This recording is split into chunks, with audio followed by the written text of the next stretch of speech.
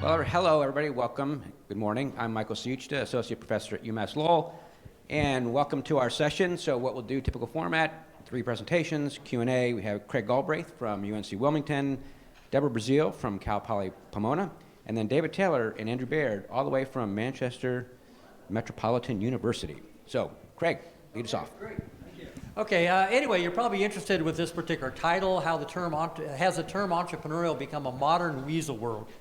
And let me kind of go a little bit in the background of this, is that, I think we heard from Michael's presentation that as we kind of near the end of our career, we all start to kind of do a little bit of self-reflection about our career and what we've done and all that sort of thing. And so, I'm 71 years old now, and so I'm looking at maybe 3 or 4 more years and kind of, looking to retire.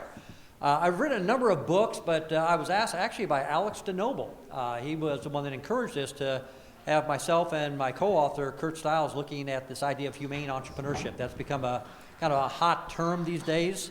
And so we end up writing a book. It's published, actually, if anybody's interested. We've got a review copy out there and so forth. And what is meant by the word humane? And I think the best definition that we could come up with is that which is humane encompasses, describes, and acclaims that which is natural. To be humane is to value and embrace and protect what is natural in human nature. The human being is a thing of nature exhibiting all the variety with which nature endows the world. The humane is that which is natural to human beings. So it's kind of looking at the idea of human beings and that type of relationship. So, what is a weasel word? In the process of developing this book, we certainly delved into a well-known economist, F.A. Hayek, who wrote a book a couple years ago, about 1988, called The Fatal Conceit. And in this, he really talks about the idea of what a weasel word is. And he talks about the idea that it really comes from Shakespeare, a scene in Shakespeare, where there's a response and it says, "I can suck melancholy out of a song as a weasel sucks eggs." And this really comes from the idea of a myth, a folk belief, or whatever, that a weasel had an ability to come up to an egg and be able to suck the contents out of that egg without breaking the shell. And so Hayek defines a weasel word as to be an adjective that has the power to basically empty the noun that it qualifies of its meaning. And Hayek actually he spends a whole chapter on this, and he goes through and he uses the idea of social as an example of a modern weasel word, finding that there are 160 uses of that adjective right now, social, ranging from social accounting all the way out to social work. And he talks about how that word social now has lost its meaning and actually sucks the meaning out of the various nouns that it modifies right here. So I decided to do the same thing with the word entrepreneurial. And it's actually worse. In a very quick 20-minute Google about 3 or 4 days ago, I found 169, I'm sure with a little more work I could probably get it up to 200, of sticking the word entrepreneurial in front of a variety of different nouns. And I started to think about this, and we talk a lot about this idea of a weasel word and what it means in terms of fields and disciplines and that sort of thing in our book.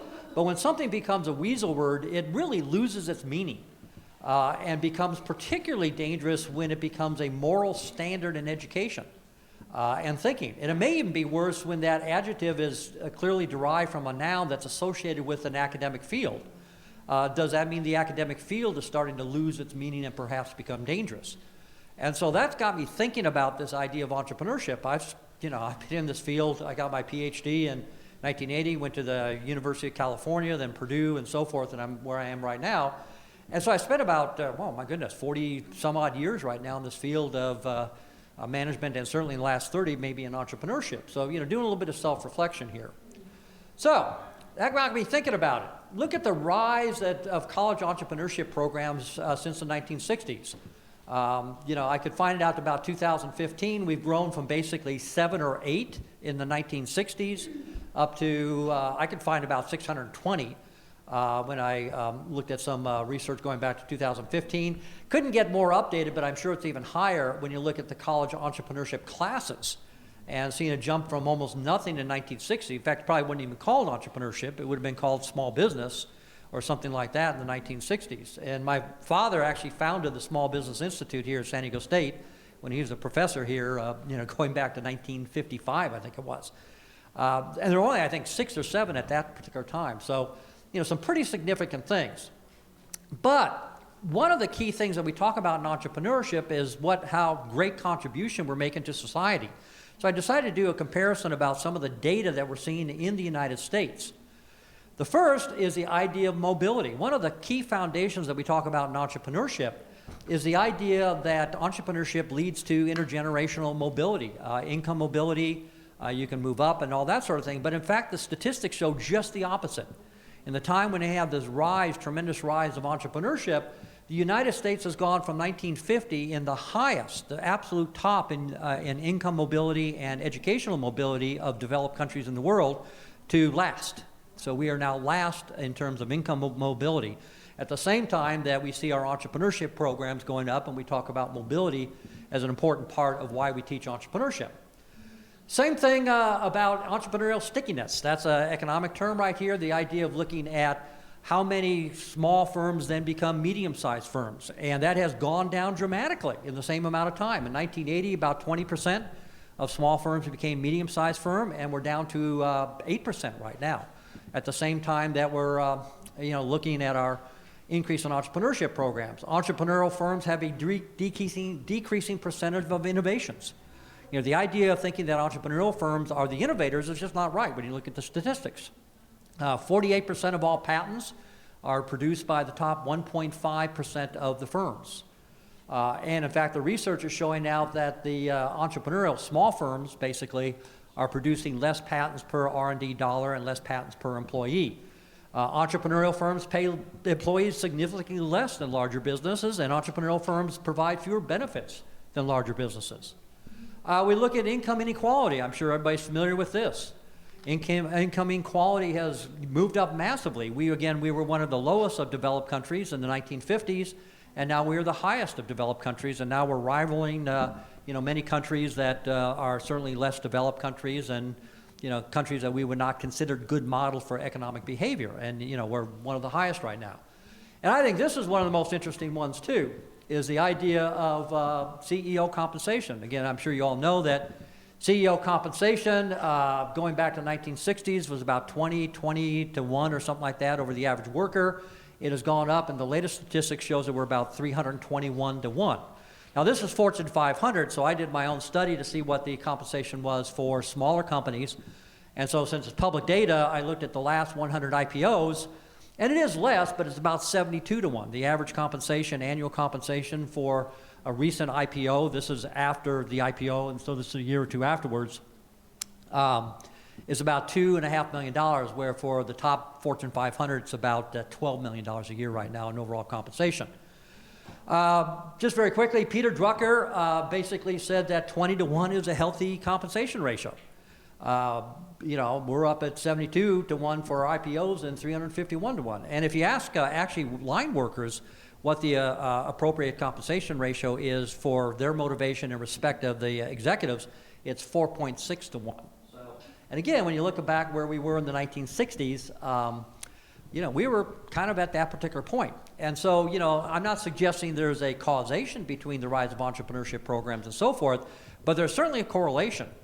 And in fact, I would maybe perhaps argue that, I've probably gone to my career maybe easily 100 academic conferences. I've read many books. I've taught many classes and so forth. And I just remember kind of President Eisenhower's speech, of course, when he left the presidency. He talked about the industrial military complex.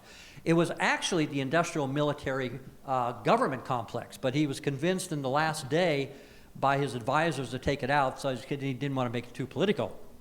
And, I'm hearing, you look at the rise of the programs, you look at the support that we get from the government, we hear a lot of things about, all the books being written, we're paid by, I'm paid, my salary comes from a government or organization. We talk about all these different models and things like that in terms of how to start a business and various canvases and things like that. And yet when you look at the statistics, it seems to be going in the opposite direction that we perhaps think that it should be. So maybe we are part of a industrial complex and, maybe part of the problem rather than the solution, given to where we were back in the 1960s. Again, maybe this is due to the terminology. I'm as guilty as anybody. My background's high technology. I've got a graduate degree in molecular biology in addition to entrepreneurship and strategy. I've co-founded a biotech firm. I teach our commercialization class. I teach our entrepreneurial finance class. And I'm the first one to talk about the terminology of scalable enterprises, fast exits, quick commercialization, the idea that we've got our gazelles out there and they're our heroes. They're the ones that we talk about, we teach the cases about and so forth. And it kind of brings me to a situation where we invited in a successful entrepreneur who had done an IPO a couple years earlier to talk to our entrepreneurship. And he bragged that he made millions of dollars on his IPO, but was particularly happy and even bragged about this in front of our students that he sold his block of stock immediately after the IPO lockup period, 180 days, and before his company crashed, before the stock crashed. And so he walked out with $12–15 million, and of course didn't mention anything about the investors that lost their money, the collapse of this particular company, the loss of employment, and so forth. And I thought it was amazing because he was given a standing ovation. This is what they were cheering about and so forth. So in many business programs, actually bring in fraudsters, hypesters, and things like that to talk to their classes. And I'm starting to think, maybe there is an issue that we need to do a little bit of self-reflecting on. So, final slide here. There's an interesting book on proprietary capitalism. We spent a lot of time talking about the notion of proprietary capitalism and how Adam Smith felt about entrepreneurial behavior. He didn't use the word entrepreneur. He was an undertaker back then. For the people that know a bit of the history of entrepreneurship, it was referred to as undertakers. William Ropke, Joseph Schumpeter, and so forth. And they all support the idea that we have gone into an inhumane type of economic system, really since the Industrial Revolution. And I would tend to absolutely agree with that. And the idea here is that, really, what is proprietary entrepreneurship? And this is what Adam Smith talked about. Adam Smith would be stunned at the gigantic type of businesses that we have today. He never conceived or would want to see that type of business. He was a moral philosopher, actually, not an economist.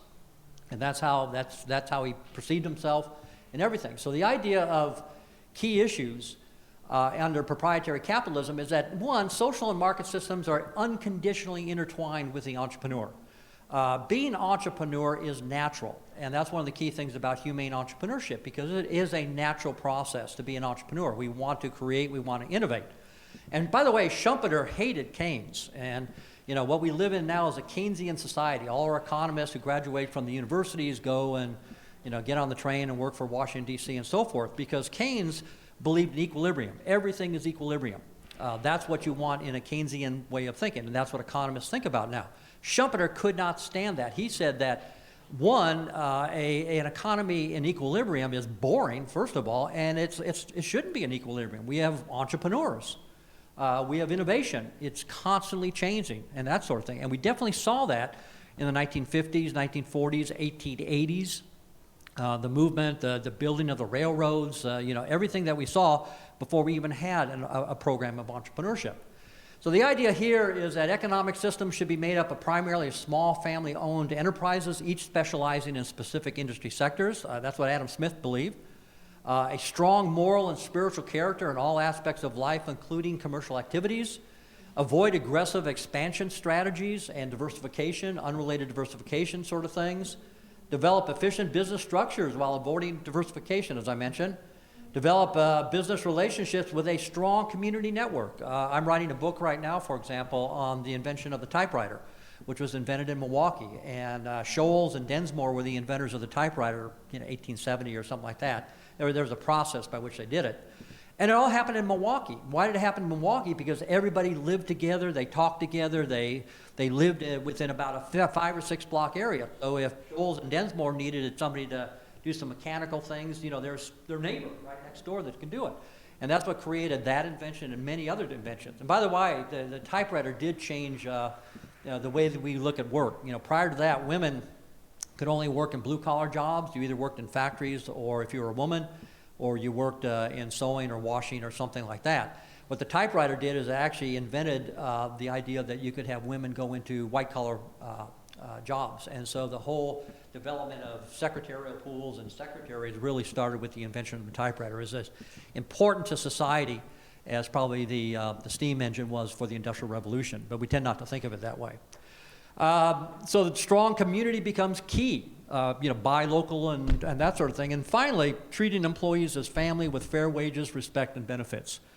And so, as I said, this is just something to kind of think about. I don't have any solutions, but I'm certainly reevaluating the way that I think about it. I teach entrepreneurship, and I think about entrepreneurship, and I, quite frankly, am a little worried that perhaps we have created our own industrial, entrepreneurial government organization and institutions that may not be doing what we want to do, particularly when you go back and you look at some of these statistics.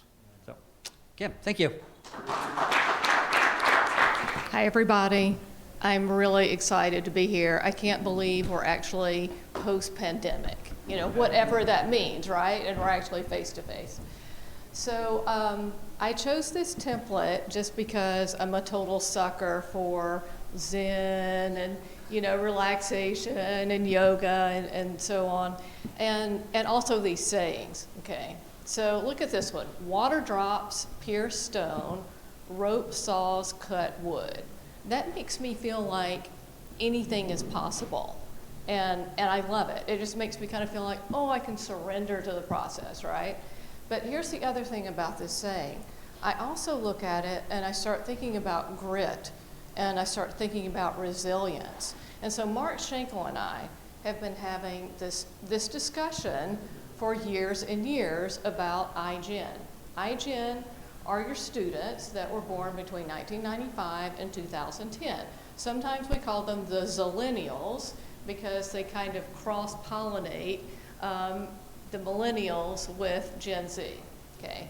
So we're concerned about them. Is this on, by the way? Yes, no? Closer? Oh, so sorry. I don't like this thing. Okay. So we just got concerned about our students, and we were worried about them and how they're going to be able to go out and be entrepreneurs and negotiate things and, be in conflicting sort of situations and so on. And we looked at this changing zeitgeist, right, the emotional, intellectual climate of the times, and I don't know to what extent they have influenced and created that, or it's just here, and we've all kind of bought into it. But at any rate, we've been concerned about them because of these different these changes that have occurred. And then the other thing that happened is the pandemic. Okay, so nobody really wants to talk about the pandemic anymore. Hey, I get it.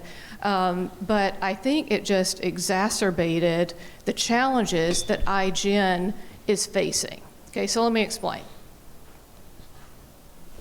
So a colleague of mine in the marketing department at Cal Poly has a class in consumer behavior. And she had a very unique perspective because she was able to take a look at student evaluations before the pandemic and during the pandemic. And Deborah being Deborah, she really loves to sort of keep her eyes on what everyone is doing. And she doesn't like the traditional class evaluations that we have, so she has her own.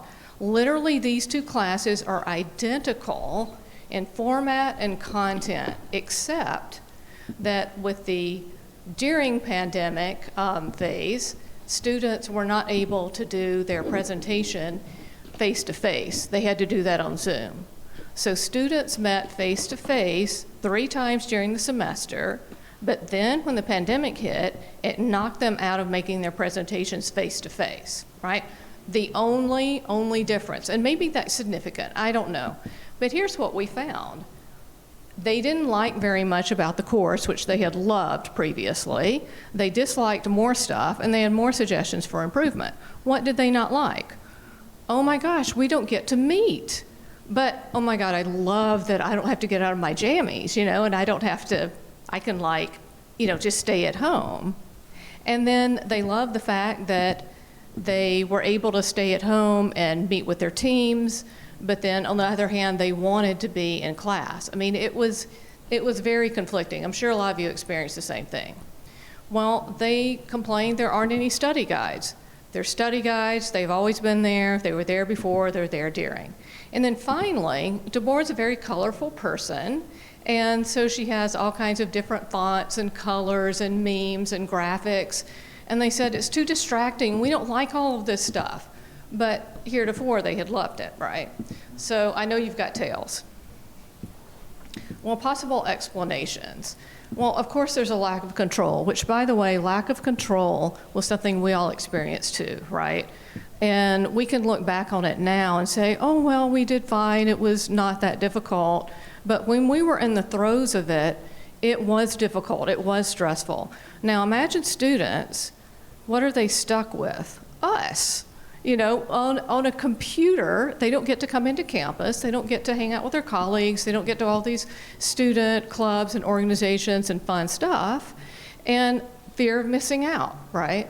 And so we did the best we could, right? We tried to create this sense of belongingness and et cetera. But the question is, what do we keep? What are we going to keep?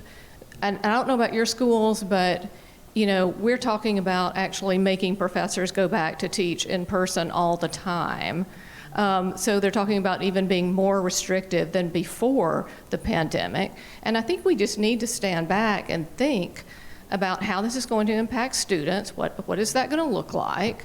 And then, as Mark and I talked about, we have an unprecedented opportunity to change entrepreneurship education. Heck, let's change the whole university. You know, let's throw it out and do something different.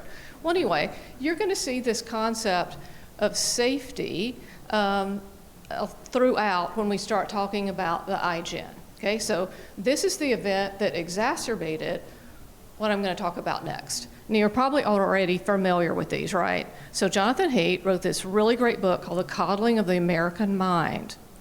And he and Lukianoff talk about iGen challenges. Okay. Now, we all know about the cancel out culture. I've seen it in my classroom. And, you know, what kind of hit me, though, when I look up here, is that there's little unsupervised free play. There's little free play. Okay, now you're talking about creativity, and creativity being the igniters, the spark plug for innovation. And they didn't really get that as they were growing up. And then safetyism. Now, what's interesting that Jonathan Haidt talks about is that this generation has very high rates of depression, anxiety, and what's called cognitive distortions, meaning they don't see things maybe exactly as they are. And I know it's all perception, but there are things that are going on cognitively and emotionally, unfortunately, with this generation. And we know why. It's, you know, social media. We can probably sum it up like that. And if you haven't seen The Social Dilemma on Netflix, I'm sure all of you have, watch it. I'm going to watch it again. It's, you know, it's crazy. Okay, 3 major themes that I want to bring out and that Jonathan Haidt talks about. And Mark and I sort of expounded on these, but we don't have a lot of time, so I'm going to stick with these 3. Okay, so the first one, fragility versus anti-fragility. So I don't know if you've noticed this with some of your students, with some of the iGen, but they tend to think of themselves as being fragile. Like if we disagree with them, or if there is something, there's a difference of opinion in the classroom, they shrink back from, like a little hedgehog. You know, they kind of like curl up and put their spines out. And the counterpoint, anti-fragility. So this is being able to not just bounce back from adverse circumstances, but you're actually able to get strengthened by it, which means that, you know, like Nietzsche, everybody's been referring to Nietzsche, I think, during this conference, but what doesn't kill you makes you stronger, right? And education should be somewhat uncomfortable, right? Emotional reasoning versus critical thinking. Emotions are really important. If you were to damage the temporal section of your brain and you did not have emotions anymore, you would be sitting there all day. You would basically be catatonic. So I'm not saying emotions are unimportant and that we shouldn't look at them and label them. Brené Brown wrote this great book called Atlas of the Heart. And, you know, awesome book, right? And so I'm not knocking it, but I'm saying that we have to, at some point, step back and, you know, examine things more critically. And are we doing that, you know, in our classrooms now? Are we doing a good job of that? And then the final theme is us versus them. And that sort of, if you're not for me, if you don't agree with me, you must be against me. So, expounding on these a little bit, and then I want to throw some questions out to you, okay? So, what is safety really, okay? So, I have a psychology background, and I know that when you avoid a trigger, and this is for any of us, it's actually counter-therapeutic, which means that you don't get better. So, it's important to confront it. And then there's this idea about, are we trying to make our students safe from ideas? And, and again, differences of opinion, that's not really good if they're going to be entrepreneurs. I think we're strengthened through challenge. And then Mark and I said, we think education should be a little bit uncomfortable. Right now, it's super comfortable, you guys. It really is. Think about it. Okay, I won't get into all of the subconscious and, the elephant and the rider and Buddha and all that, because I don't have time to do it. But I will say that, the emotions that are into the subconscious, they pop up. We don't have control over it. And it is only by how we manage it that we're able to make good decisions, right? And we're able to think critically. And then finally, I call this the good, bad, and the ugly, because unfortunately, we're working against human nature here. If you've done, again, some reading in psychology, we are tribal people. We tend to hive together. And it's, how do you change that? How do you kind of break that up and get people to come together in the classroom? I don't see this too much at Cal Poly, and I think I'm really fortunate for that. We don't really have that sort of mindset with our students, but I've talked to colleagues from other universities, and they have this going on, and it's really, really detrimental. Okay, so here it is. These are really broad, general kinds of, bits of advice, right? Accepting challenges, getting out of your comfort zone, how are we going to do that? How do we get our students to free themselves from these perceptions? How do you do that in a classroom when you're teaching business and you're teaching entrepreneurship, but a lot of this is kind of psychologically driven? And then this last one, thinking the best of others, seems to be difficult at times, right? So here's how I want to end it. And I don't know how much time we have here. I built some time into it so that I could maybe have a little feedback. No? Okay, that's all right. She's so sweet. She's like, no, not really. Okay, here are my questions. How do we reinvent higher ed and entrepreneurship curricula, given these lessons that we've learned with the pandemic, given iGen, given the changing zeitgeist, right? And then how do we teach critical thinking and resilience? Particularly resilience. I got all the critical thinking, but I don't think life taught me the second one, right? And, we don't want our students to wait 20 years before they get resilient. Okay, thank you. So I found that even on our entrepreneurship education modules, units, students were disengaged, not so much from the process, but for the purpose of it. So we sat down and had a conversation, and we thought, well, I've got 700 students in need of purpose, and Andrew has work in the community where the help of 700 students would be valued. So that's the context, that's the starting point of this presentation. Just for those of you who aren't familiar with the UK, that's the UK.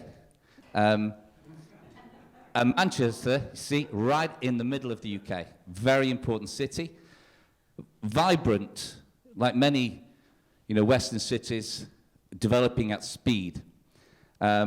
And we've got a fantastic campus in the heart of that vibrant university. But we've got this, in addition to this, we've got this mission this civic mission, driven from the very top. But we're getting a head start with the work that Andrew's been doing. So over to you, Andrew. And it's actually, we call it Manhattan because there's loads of skyscrapers gone up recently. So it's in development. And that's our little symbol of the city, the worker bee, because it's a post-industrial city. So we were a big mill town, and there was a lot of industrial work there that's all been declining in the last 100 years or so. And so Manchester's just reinventing itself over the last 20 years. But there's still areas of deprivation out there. And so the work I've been doing is out in one of the 10 boroughs called Oldham. So there's an Oldham social enterprise network that I was approached to join. And we bid for £2 million from the government for levelling up the regions that are in deprivation. And we're looking to actually do some community work there and create a cooperative movement so that we can all come in, which, again, Oldham is next to Rochdale, which is the home of the cooperative movement in the UK. It started a few hundred years ago with the factory workers. And then we've done some evaluation work with them and started to try and map the social enterprise ecosystem there and also across Greater Manchester. And then the mission for them is to try and achieve a social enterprise city status, which is one of the accreditations in the UK to recognise that there's an ongoing and established network of social enterprises in action. So the government has given the money to the local council, and they've put in money to create a social innovation hive, which is an incubator basically for social businesses. And that launches in May actually. We're going to open that up with the council there. And so my area of interest has all been about researching social enterprise, in particular the difference that place makes to social enterprises. So why in certain places social enterprises thrive and in others they don't, and what type of social enterprise. And as a result of this, we've pulled some work together, and we're running a conference in May, on the 16th and 17th of May for Social Enterprise Mark, trying to pull some of those key stakeholders together. So I was kind of embedded, as David was saying, in the community, and I was getting approached by a lot of social enterprises asking, can you help us? There's lots of things we need help with, and I was telling them what we do as universities. And there's some certain challenges that were coming to the fore, particularly for Oldham, around things like age and ethnic community and so on. So that was something that there was a need for, and that the Mayor was asking for support with.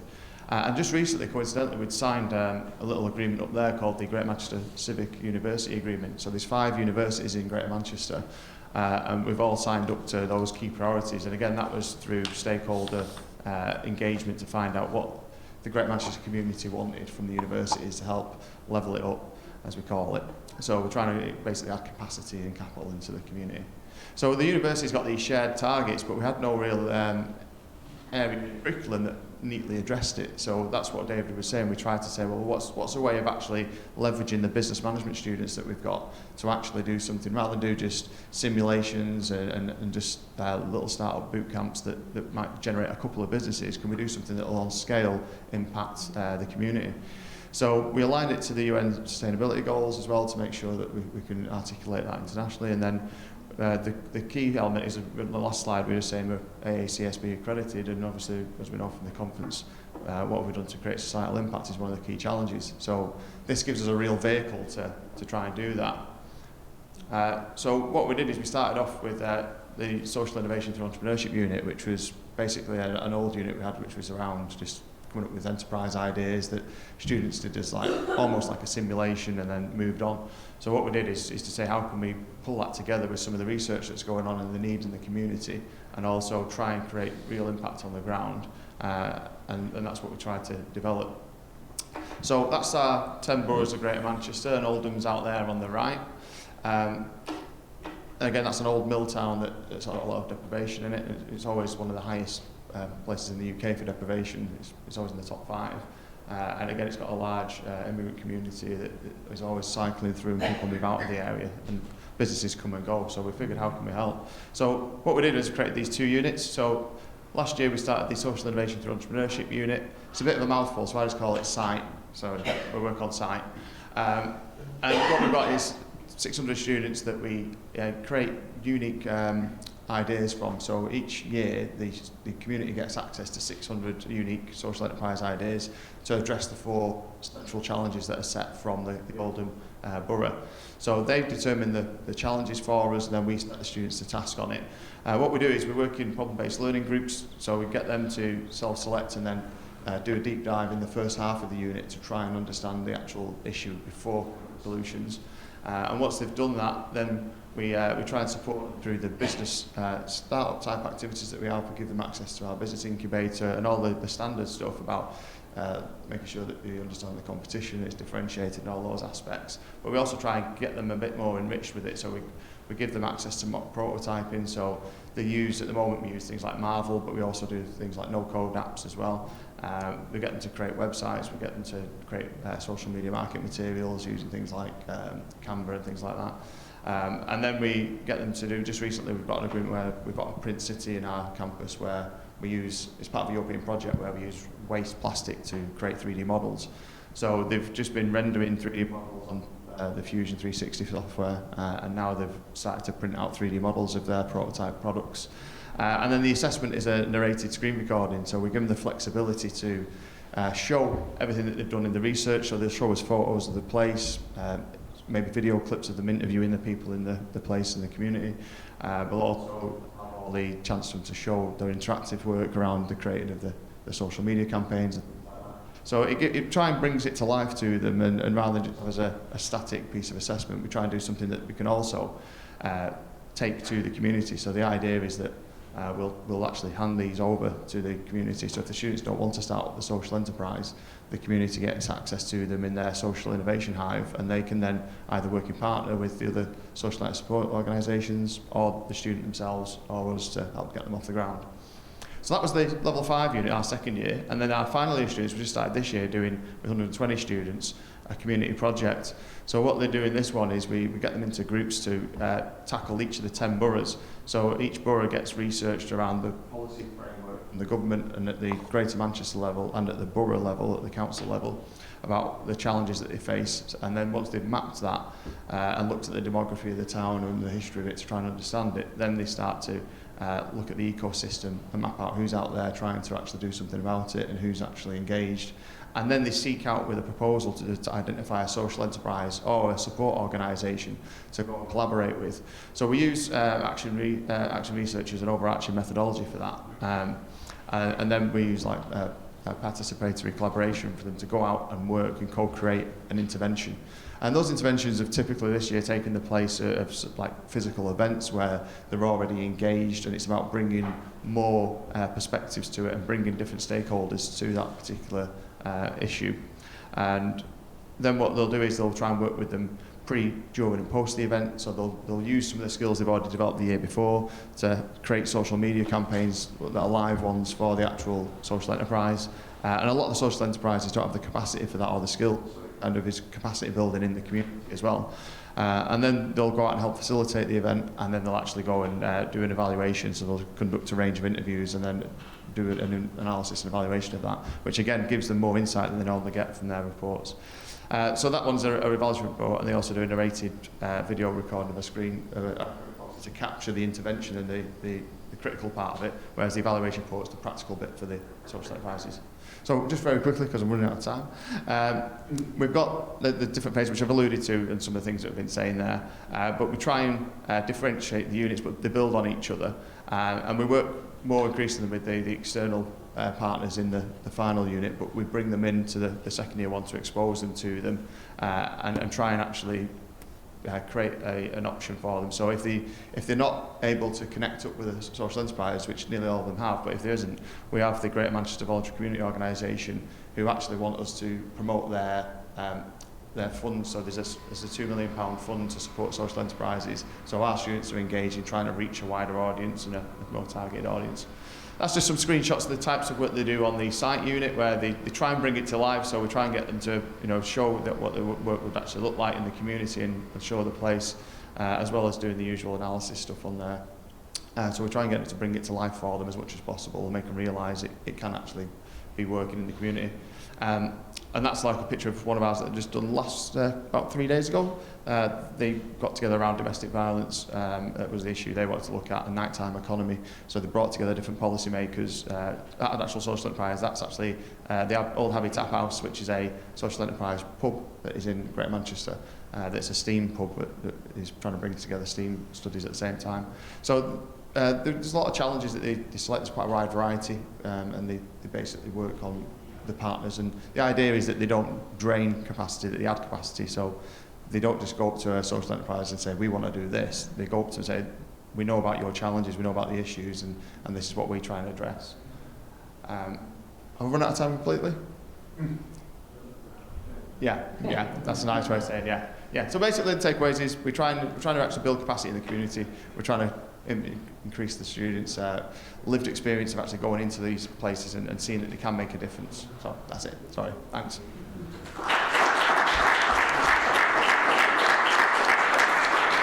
You were talking about the weasel. The weasel concepts of social and of entrepreneurship, right? And we were talking yesterday with Jill about like the importance of social entrepreneurship. And now you've seen in this last presentation of David and Andrew that the social entrepreneurship, so putting these two quote unquote weasel concepts together, is the response to the downsides that you were pointing out in your presentation, right? The dehumanizing of entrepreneurship. So I would be curious to hear what's your comment on that. Well, you know, it is interesting because I'm not sure if putting two weasel words together makes a non-weasel word. But probably makes two weasels. But, you know, as I was thinking about this, when you think about perhaps what we should be doing, you know, I ran the North Carolina Entrepreneurship Educators Conference yesterday, and I got on a plane and flew here, and one of the presenters did ChatGPT, was it Chat? Yeah, okay, so, you know, and he came in and in a 15-minute presentation asked it three things, because we were talking about ideation. It's one of the things we teach in entrepreneurship, for example. And he asked it three things. I'm interested in opening a chicken restaurant in Charlotte. Give me some ideas. And it generated a list of about 15 really good ideas. He picked one of those, which is spicy chicken, and said, all right, you know, give me more detail on that. Generated another 15 ideas. And then he asked for what are some good logos or slogans that I could use, and it generated a whole bunch of that. In 15 minutes, the artificial intelligence program generated more than we could ask our students to do in a semester, or what I could have done on a consulting contract probably.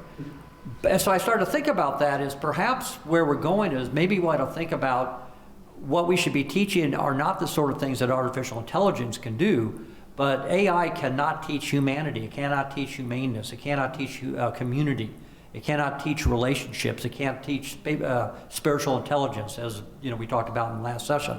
So maybe you know that's the sort of thing that as we think about where our field should be going, we should think about, because entrepreneurship has done very well in this country for hundreds of years before we ever even had an entrepreneurship class.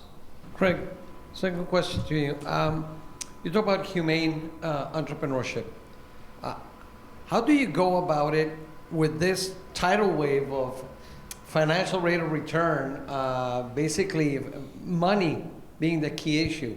Because, I mean, I agree with you, it's become unbalanced. I mean, you said Schumpeter said was boring, but I think going all the way over in which money's concentrated on the CEO and a lot of people. How do you go about developing a humane entrepreneurship idea or strategy when you have all this, as I said, financial pressure against you? Yeah. It's a good point, and the point is that it really started with the Industrial Revolution. It created what is now known in economics as fictitious commodities. You know, we never had labor and capital until the notion of the Industrial Revolution. It was work and property, okay, and work and property became labor and capital. Labor and capital were never meant, when you look at 6,000 years of history, were never meant to be commodities. That's not how we viewed things, and so they became fictitious commodities because we sell them both now. We sell our labor in the factories, and that's what the Industrial Revolution did, and we sell capital, obviously, you know, when we talk about entrepreneurial finance. So, you know, we're fundamentally in a more difficult situation because we've transitioned into this world of fictitious commodities. And my background in philosophy as a phenomenologist tells me that what we do is we tend to see the world, we view the world in the language that we use. And when we're using the language that I put up there and what I teach myself, you know, talk about fast exits and making money and cap tables and, you know, waterfall tables and all these sort of things, that's going to be the sense of how I think our students view the world. And maybe we should start using a different language also as a starting point for dealing with some of the issues that you're talking about. But it is a fundamental issue, not something that, you know, I can't change the economy or the nature of the post-industrial revolution economies in my classroom. I have a quick question for Deborah. Any insights on how we could deal with hedgehogs? So deal with The hedgehog. Oh, oh my God, that's such a great question. What I tend to do is I go into my classroom pretty early, and I sit with them, and I kind of, almost like forge relationships in the class. And what I miss is going into a classroom and it's a buzz. I can't even hear myself, right? I love it. Now I walk in and, they're all like this. They've all got their phones. So I go in and I kind of have to talk to them, a little bit individually as well, and, to kind of get them out of their shell a little bit. But that's an awesome question. Anybody else have a take on that? There's one thing that really worked for us. We started doing, we call it mentor lunch. Mentor lunch, like, we have to eat anyways, so we just found a space on campus and we invite faculty and students to have lunch once a week, and whoever wants shows up. We started with 2 students and 1 professor. Now it's about 30, 40 people meeting once, different people, right? So that really helped bringing the students out and conversing and talking about, Nice. I mean, the pretext is let's talk about your project and maybe receive some mentoring, and it's been a great thing to take the hedgehogs out of there.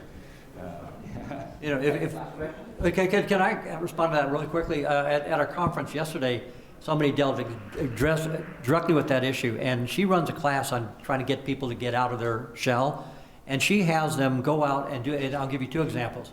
One is she has her students, they have to go into the library and walk up to a random person and ask to exchange shoes, to swap shoes. And she has to videotape it. The students have to videotape it. Another is they walk up to just knock on a random door with a potted plant and say, "Can I plant this plant in your yard?" And they have to do 10 things like that, and they're funny, bizarre things, and they have to videotape it. And she says, and she actually does a scale prior to the class and after the class in terms of self-confidence and self-efficacy and all these sort of things, and it just tremendously increases the self-confidence and self-efficacy of the students to be able to do out these bizarre things. And the amazing thing is that people will exchange shoes, in the library. I just can't imagine doing that in LA. Yeah, I have a question for the Manchester presentation. Is practical training required as a part of your coursework? And how do you manage the number of hours required for these projects that you engage in? Well, I'll do the hours thing, and then Andy can take over. So it's built into the curriculum. So it's we've been quite crafty since around 2000 to completely revolutionise what we do. So we have streams of entrepreneurship experience, ideas generation, business startup pathways, consultancy, which is where we started. And with Community Project, we simply found a unit that we said, wait, we're not getting that purpose, that drive, that student motivation. This is the perfect place. And it also, because it was in the entrepreneurship stream, it sat quite well in terms of the skills the students had developed. And they basically, we'd weaponize them to go out there and deliver social good, which was significantly more meaningful for them and for us and for the local community. So yeah, it's built into the curriculum. Thank you. I think we've run out of time, so thanks everybody. Great session.